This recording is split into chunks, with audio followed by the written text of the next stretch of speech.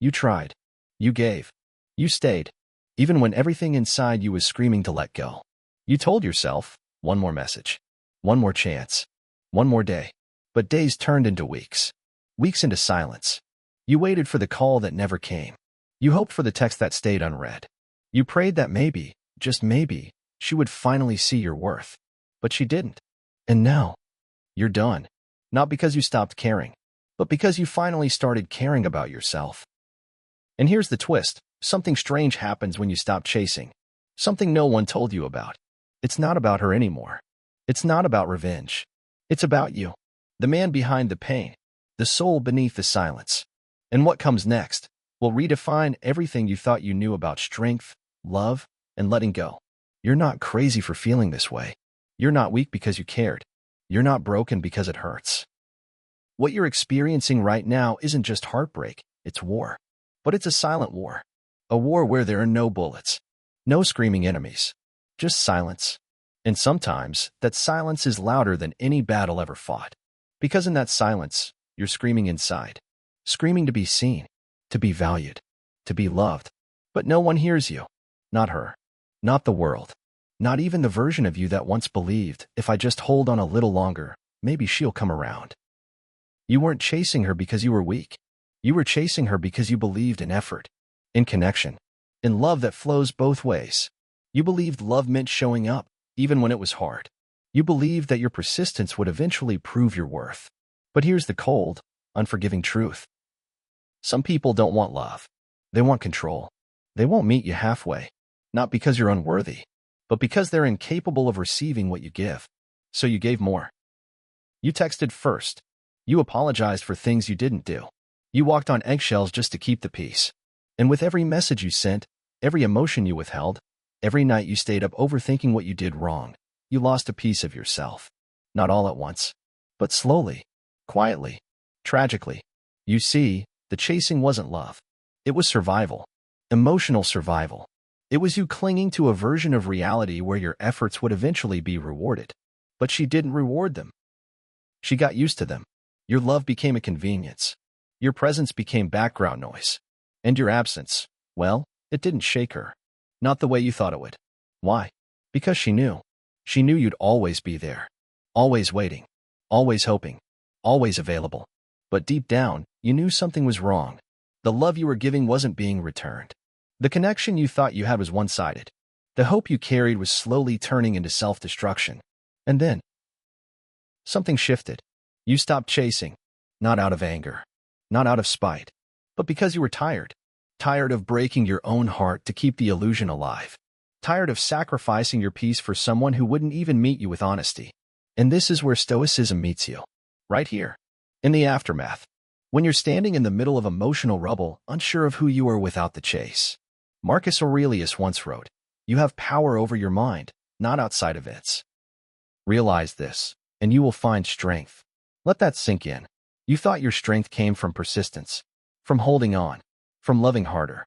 But true strength, real masculine strength, comes from letting go, from walking away without needing closure, from reclaiming the pieces of yourself you scattered in pursuit of someone who didn't value them. You don't need another explanation. You don't need another apology that never comes. You need clarity. You need sovereignty over your own emotions. And that begins with surrender. Not surrender to her, but surrender to truth. The truth that your worth was never up for negotiation. That your love didn't need to be earned. That the right woman would never have made you question if you were enough. You chased her because you thought love was about effort. But she wasn't a partner. She was a mirror, reflecting your own abandonment of self. You thought love would save you. But Stoicism reminds you. You save you.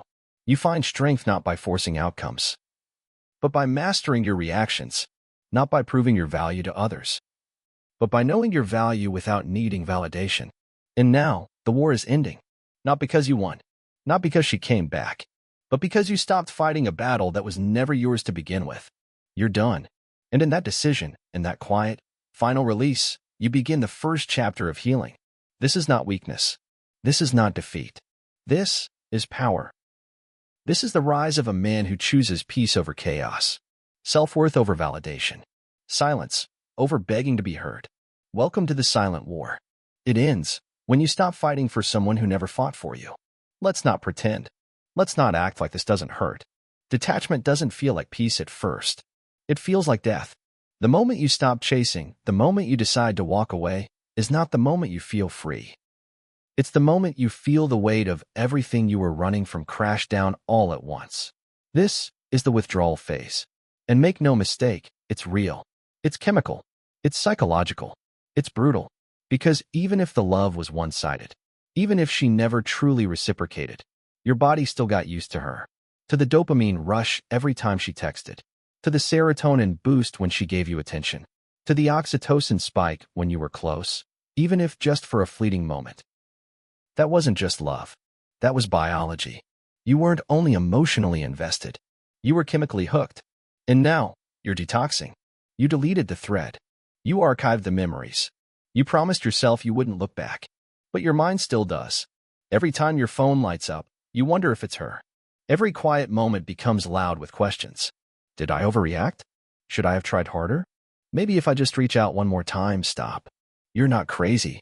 You're not weak. You're in withdrawal. This is what happens when the thing you once craved becomes the very thing you're trying to quit. It's like a drug. And the come down is violent. You miss her, not because she was good for you, but because you got used to surviving on scraps.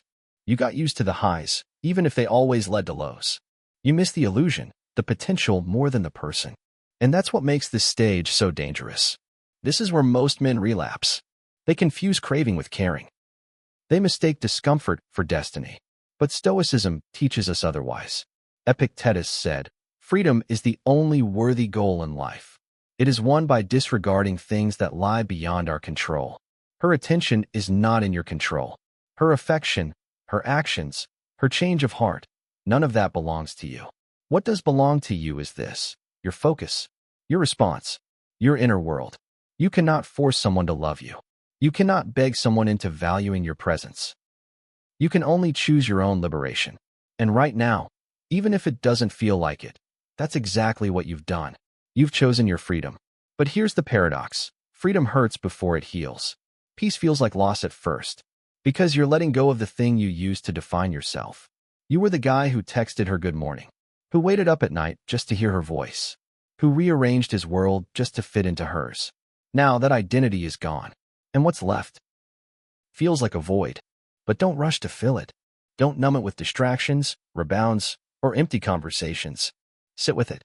This pain has a purpose. It's teaching you something she never could. It's showing you where you attached too deeply, where you abandoned yourself, where you believed your value was something she had to confirm. No more. From this point forward, the work begins. The shaking hands, the lonely nights, the long walks where your thoughts scream louder than the traffic. This is where your manhood is forged. Not in her return, not in her apology, but in your stillness, in the decision to not go back. Because going back is easy. Going back is familiar. But growth lives on the other side of discomfort. And you are becoming someone stronger. Not because she came back, but because you didn't. The withdrawal will pass. The cravings will fade. The nights will get quieter. And eventually, the silence won't hurt. It will heal. Until one day, you'll look back and wonder why you ever chased someone who made you feel invisible. You'll remember the pain, but you'll also remember the decision. The moment you chose yourself. The moment you stopped chasing what was never meant to be kept. And in that moment, you'll smile, not out of bitterness, but because the hardest part is now behind you. You've stepped through the fire. You've faced the withdrawal. And on the other side is something better. Not her, not revenge, not even closure. What's waiting for you now is peace. Welcome to the rebuilding. This is the end of withdrawal. In the beginning of you. Something happens when you stop chasing. It's not loud. It's not dramatic. But it's powerful. There's a shift. In energy. In posture. In perception. And whether she admits it or not, she feels it. For so long, the dynamic was tilted. You gave, she received. You pursued, she retreated. You reached out, and she decided when or if to respond. But now, silence. No texts. No calls. No stories aimed at her. You've gone dark. Not because you're playing games, but because you're done playing. This is the shift in power. And it's one of the most unexpected, yet undeniable, consequences of detachment. Because now, For the first time, she's no longer the one being pursued. She's the one wondering. She checks your story. She scrolls through your page. She wonders, why hasn't he called? See, here's the secret most men never learn. It's not always love they respond to. It's presence. And when that presence disappears, it creates space. And in that space, they begin to feel what you once felt. Uncertainty. Silence. Absence. They start to notice what was once guaranteed. They remember the effort you used to give, the consistency, the warmth, the pursuit. And suddenly, it's gone. Now she's left with the quiet. Now she's sitting with the what-ifs. But here's what matters more. By stepping back, you've done something most men never do. You've reclaimed your center. You're no longer seeking validation. You're no longer operating from lack. You've become whole. And from wholeness comes power. Power not to manipulate, but to choose. Power not to chase, but to attract. Women feel this. Not through what you say, but what you don't. Not through what you post, but what you no longer need to prove. Because self-respect is silent. It doesn't scream. It doesn't announce. It radiates. And for the first time, you've stopped negotiating your worth. You're no longer giving discounts on your energy. You're not available for breadcrumbs. That is the shift. You're not angry. You're not cold. You're just clear. You're living your life. Training, reading, creating, healing. And the more you rise into this version of yourself, the less you're moved by the idea of her return. Because now you see it. The pattern, the cycle, the emotional breadcrumbing. A like here, a how have you been there. But you don't bite anymore.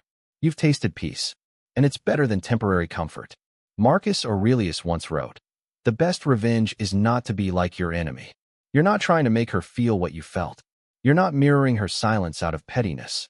You're embodying peace out of necessity. Because true power doesn't need to be noticed. It simply is. And here's the most surprising part. She might come back. She might reach out. She might test the waters to see if you're still there. But when she does, you're not the same. Because you didn't disappear to punish her. You disappeared to find yourself. And what you found was clarity, was peace, was direction. Seneca said, "It is not that we have a short time to live, but that we waste much of it." How much of your life did you waste waiting to be seen? Waiting to be chosen? Waiting to be enough for someone who couldn't even see what you were offering? Never again. Now, you choose. You choose how your energy is spent. You choose what kind of woman you engage with. You choose what version of yourself you wake up as every single day. And in that choosing, in that grounded, conscious discipline, you become something more dangerous than a man who chases. You become a man who walks away and never looks back. This is the power shift. And it doesn't happen in a loud explosion. It happens in stillness, in silence, in the moment you finally say, "Enough." Because the most powerful thing a man can do is stop asking to be loved. And start loving himself enough to walk away from anyone who doesn't rise to meet him. Welcome to the other side. You're not the same man you were. And she's starting to realize that now. Now that you're not chasing, who are you? Really? When the texts stop, when the good morning messages end, when your whole day isn't wrapped around waiting for a reply or wondering if you're being ignored, what's left? For most men, this is the moment they never saw coming. Not the heartbreak, not the silence, but the void. You see, for so long, your identity was tied to her mood, to her approval, to whether or not you could make it work. You were the fixer, the forgiver, the one who held it all together, even when it was killing you inside. You were the one who tried. And that version of you, the man who revolved around someone else's orbit, has now disappeared. And what remains is a stranger. You look in the mirror, and for the first time in a long time, you don't recognize the man staring back. Not because he's weak, not because he's broken, but because he's untethered. The roles are gone. The labels have faded. The person you tried so hard to be for her no longer exists. And now, you're left with the raw, unfiltered truth. You were so focused on keeping her, you forgot to keep yourself. You compromised to keep the peace. You silenced yourself to avoid conflict. You twisted into shapes just to be seen. And in doing so, you abandoned the one person you were supposed to protect above all else, you. This is what Stoicism warns us about. Be wary of losing yourself in things outside your control. Marcus Aurelius wrote, "The soul becomes dyed with the color of its thoughts." So what were your thoughts during those months you chased her? What did your soul become? Attached? Anxious? Overwhelmed? Invisible? You weren't living. You were surviving. Your happiness was conditional. Your peace was fragile. Your worth was negotiable. But now it's time to rebuild. And it begins with rediscovery. Who are you when you're not chasing? Who are you when you're not begging for attention, love, or consistency? Who are you when no one is clapping for you, when there's no reward at the end of the day? This is where most men quit. They run from this part. Because silence is loud. Stillness is terrifying. And facing yourself, without distraction, without drama, is the scariest thing of all. But this is also where healing begins. Not with a new woman. Not with revenge. Not even with closure. Healing begins with reflection. With asking the hard questions. What parts of me did I sacrifice for her approval? Why did I tolerate being ignored, mistreated, or breadcrumbed? What was I trying to prove, and to whom? And most importantly, what would it look like to love myself as deeply as I tried to love her? That's where your rebirth begins. So sit with the silence. Let it teach you. Let it strip you down. Let it show you the parts of you that were never yours to carry. Pick up a journal. Write without filters. Write like your life depends on it, because in a way, it does. Start each day not by checking your phone, but by checking in with yourself. Read Marcus. Read Epictetus. Read your own thoughts out loud until they stop hurting. You'll find him, the man you buried, the man before the chase, the man before the heartbreak. He's still in there, quiet, waiting, wounded maybe, but alive. And he's ready to rise, ready to rebuild, ready to become.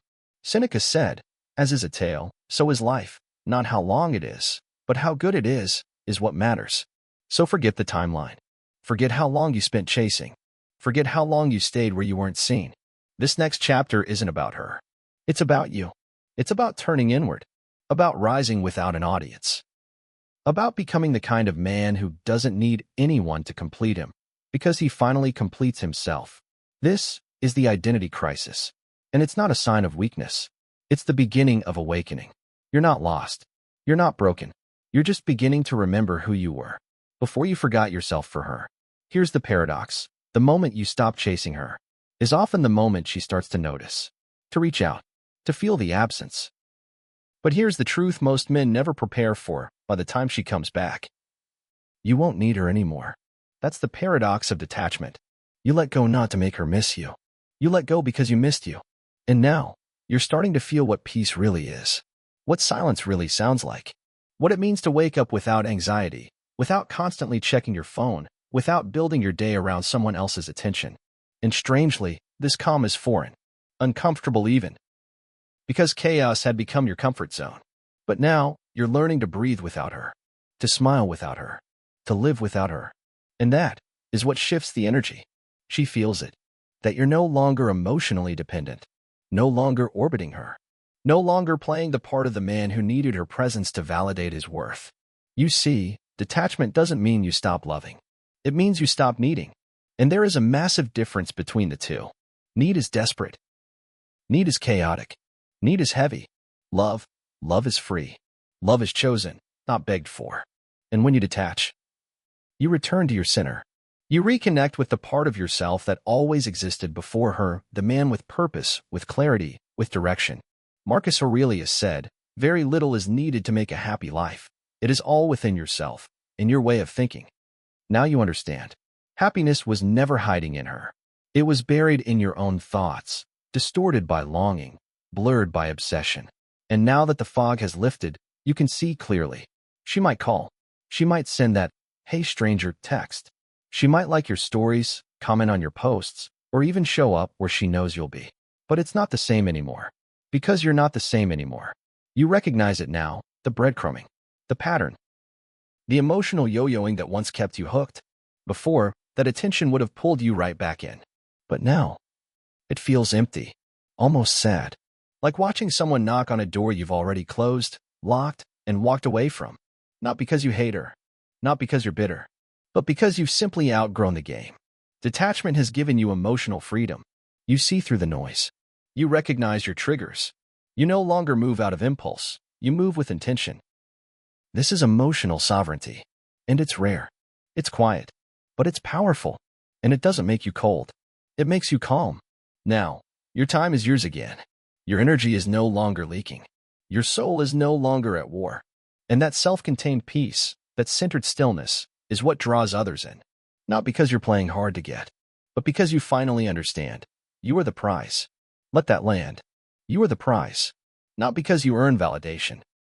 Not because someone finally picks you, but because your value was never meant to be proven, only recognized.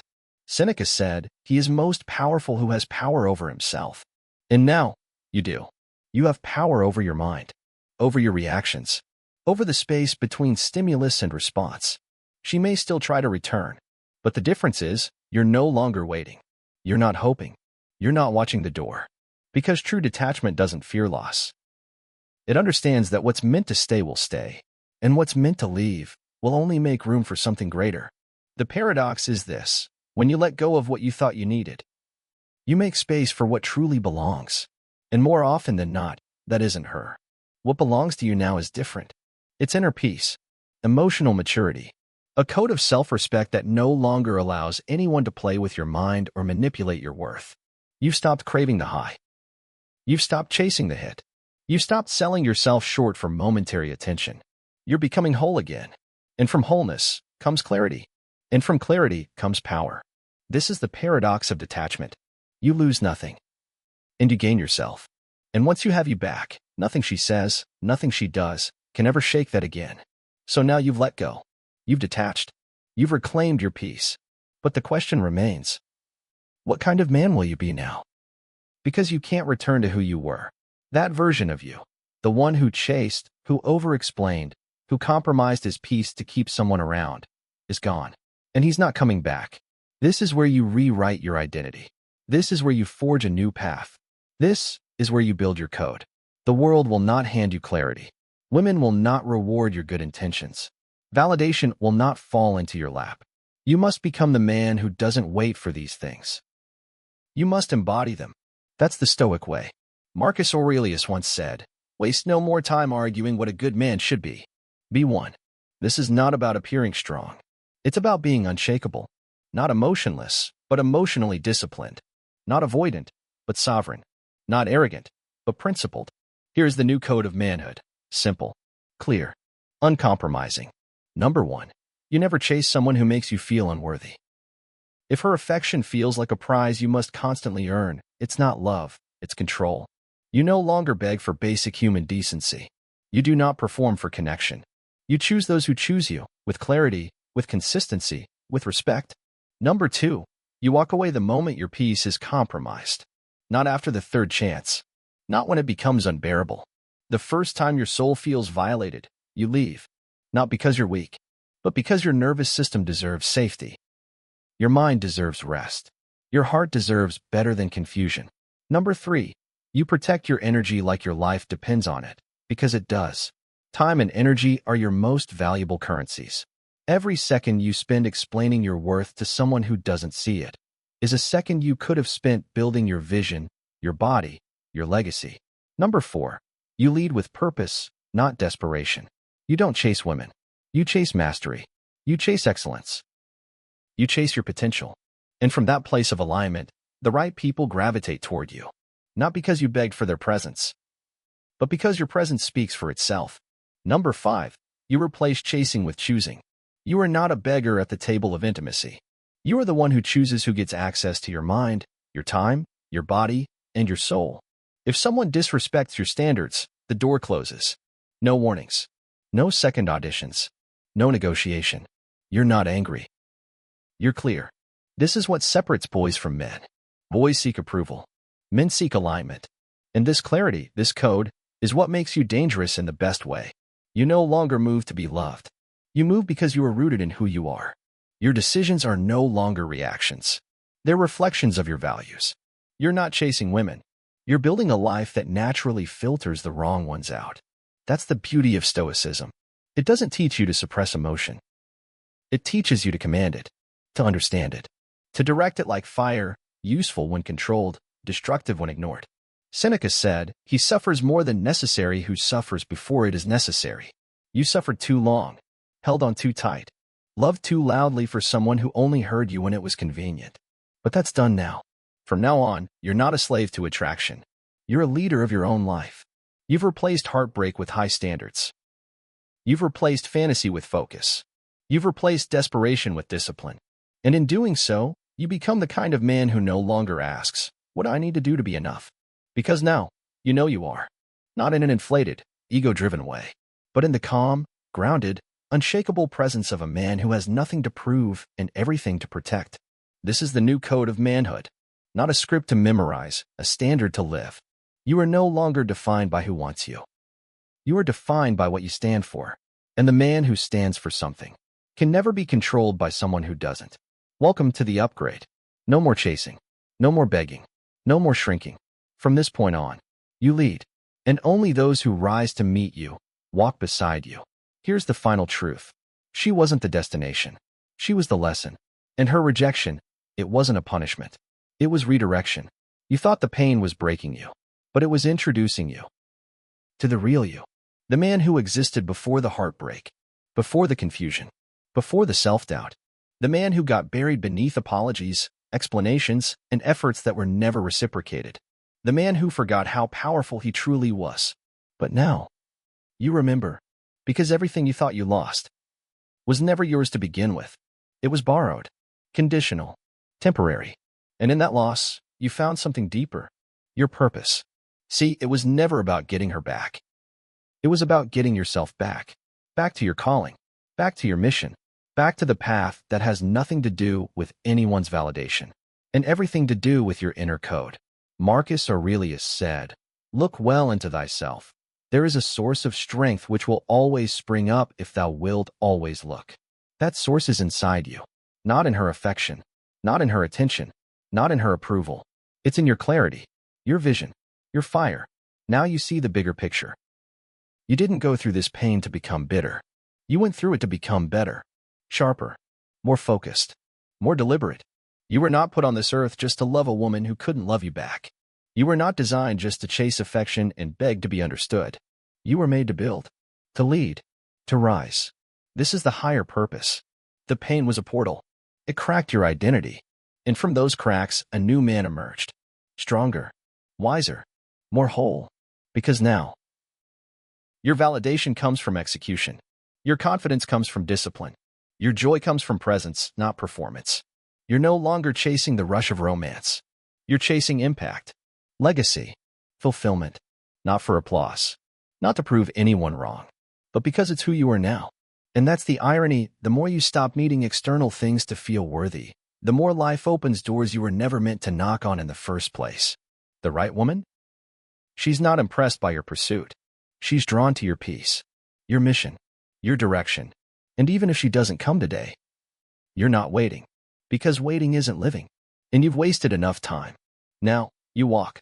Head up. Chest open. Heart calm. Not as a man who's numb, but as a man who has risen. Seneca said, "It is not that we have a short time to live, but that we waste much of it."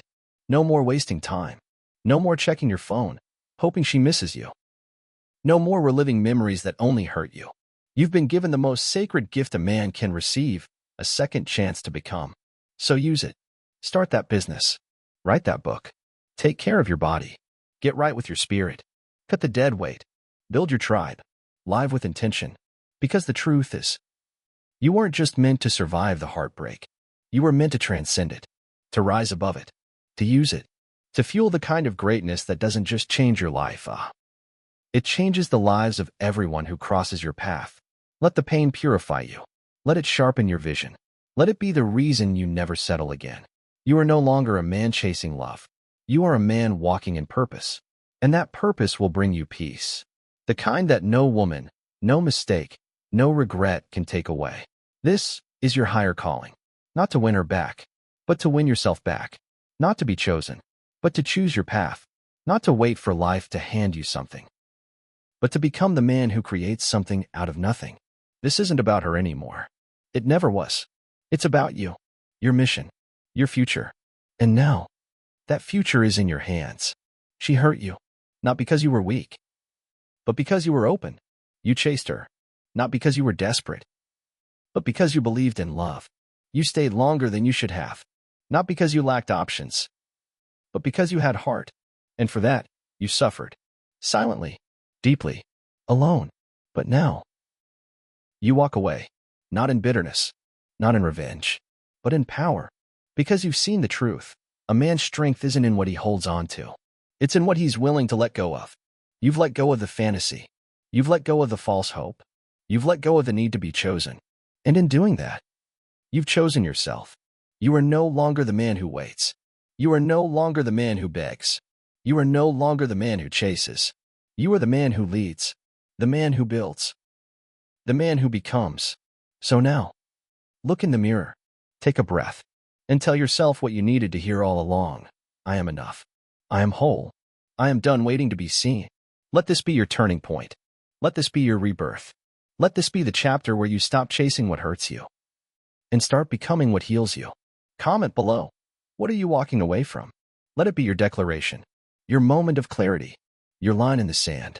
If you're done begging for love, if you're done being ignored, if you're done giving your soul away just to be noticed, subscribe.